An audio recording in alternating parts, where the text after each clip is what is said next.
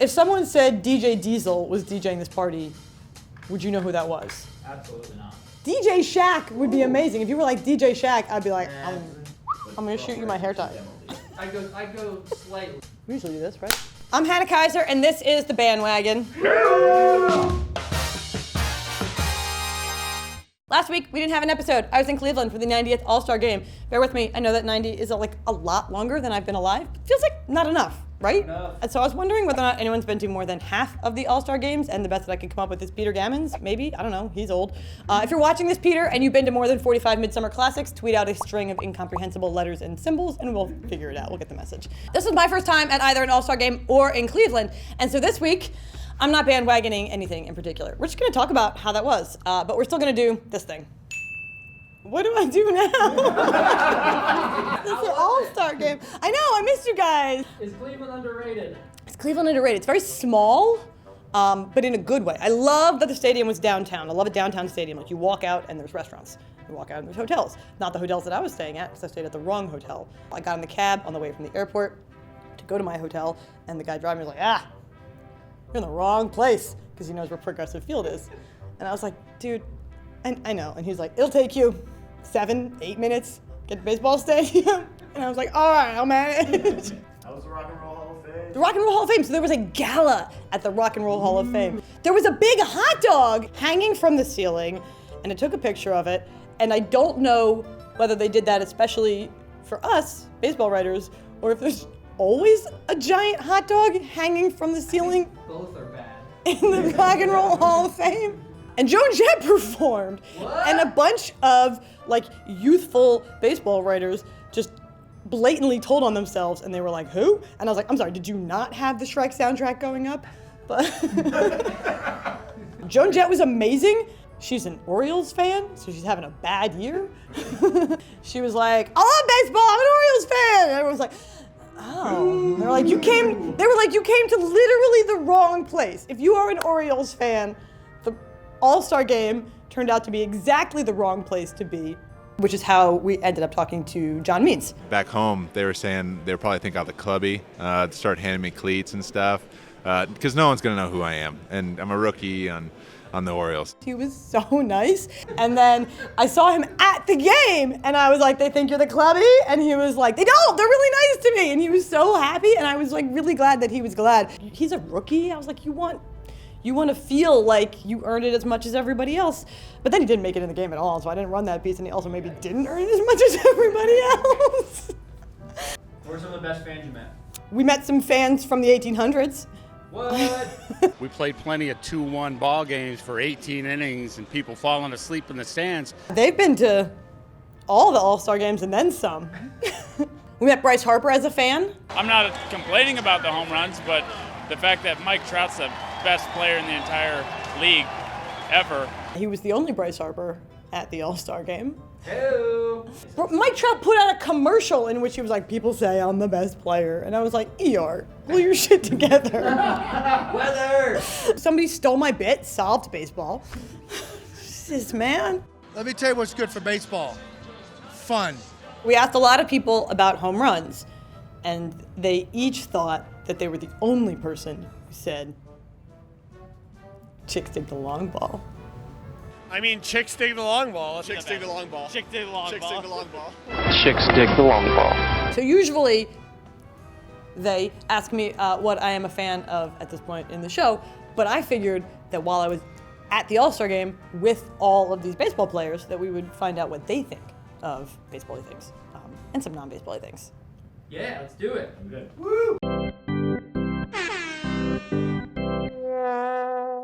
Evan, count us down. 1, 2, 3. Twitter! I'm not a huge fan of it. I don't really use it much. I think social media is kind of taken over the world. Big fan. I live on Twitter. I love breaking news, all that kind of stuff. In the off-season fan, fantasy football. I'm not really a fan. I don't know, there's just so much stuff on it now. It's like, what's the point? Robot arms! Right? Not a fan, because I'm hoping that one day I'll be good enough to get strikes called balls. That's a tricky one. I'm a fan of it. I mean, the umpires are doing the best they can, but I think there's still some calls that are definitely missed. Not a fan, only because I know my boys gonna see this and probably be like, are you tripping? Because they need jobs too. Banning the shift! Not a fan, because I think it gives right-handed hitters an advantage, and I'm righty. Sorry, I'm playing for the home team. I'm not a fan. I think that it's part of the game, and you should be able to play where you want. And I think it evens out with the hits, and into the shift and out of the shift. Fan and not a fan, because when I get shifted, sometimes I just hit balls right to shortstop and it's a hit. But then when I hit a ball like hard up the middle, it's an out. So it's kind of in between there. I'm a fan of banning the shift to an extent. I don't like having 3 or 4 infielders on one side of the field. I think you can shift your guys. I say 2 on each side of the bag. You can put them wherever you want. Beards! Not a fan, because I don't have one, and I can't grow one, so I'm jealous. Big fan of beards. I'm not a fan. I can't grow one, so I can't like it. Not a fan. Oh, beer? Oh yeah, I got a beer. Yeah, I did beer for like drinks. No. Not a fan of beer? No. The DH! I'm a fan of it just because it's another position for me. I'm in the American League, out in the National League. I like to hit, so I want to keep it in there. Not a fan, because I'm a pitcher and I want to hit. I'm a fan. Pitchers hitting isn't that exciting for me. I feel like if we can throw another batter in there, it'll just be more exciting for the fans and better for the game of baseball. Cleveland! I'm a fan. Fan. Big fan. I won a World Series in this time. Did you? Yeah, for the Marlins though, not the Cleveland Indians, but fan. The All-Star Game! I'm a fan of the All-Star Game. It was great, although I think on whole they could make it even better. Which brings us to this week's humble proposal. Tomorrow night, the 90th MLB All-Star Game will be played right there on that very field. But by the time you see this video, we'll be back in the grind of the regular season, having forgotten all about the 9-4 American League victory last week, or whatever it was. It literally doesn't matter. For most of the 90 years, the All-Star Game has been a completely meaningless exhibition, and for most of those 90 years, that made sense. It used to be one of the only opportunities to see top talent from around the country and across league lines. But everything is accessible now. If I want to see a player's selfies, I'll log on to his social media. If I want to catch the West Coast highlights, I can just watch MLB Network. If I want to see every single one of Mike Trout's at-bats, it doesn't matter if he ever plays my hometown team, I'll just fire up MLB.com. We've never needed an exhibition game less, which is why it's time to make the All-Star Game matter more. Again.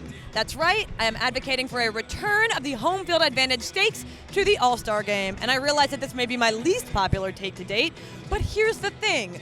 All of baseball is completely arbitrary. Ending the regular season with a better record because you play in a weaker division isn't that much more impressive than winning the pennant in the league with a better collection of All-Stars. I don't worry about whether or not the players are just phoning it in. I just think sports are better with something on the line. And sure, I want to know what happens when the biggest baseball stars in the world really do go up against each other to the best of their abilities. Maybe there's a better way to imbue the Midsummer Classic with a real sense of stakes and competitive balance, but honestly, maybe this is just one of those things that Bud Selig got right. What? I'm one person. How am I supposed to do it by myself? This is doing the wave as one person. Cleveland was cool, humid, even when cold, not into that. We found out what actual baseball players are fans and not fans of, and they really couldn't all get on the same page, so I think that we're just gonna have to keep fixing baseball one humble proposal at a time. There you go.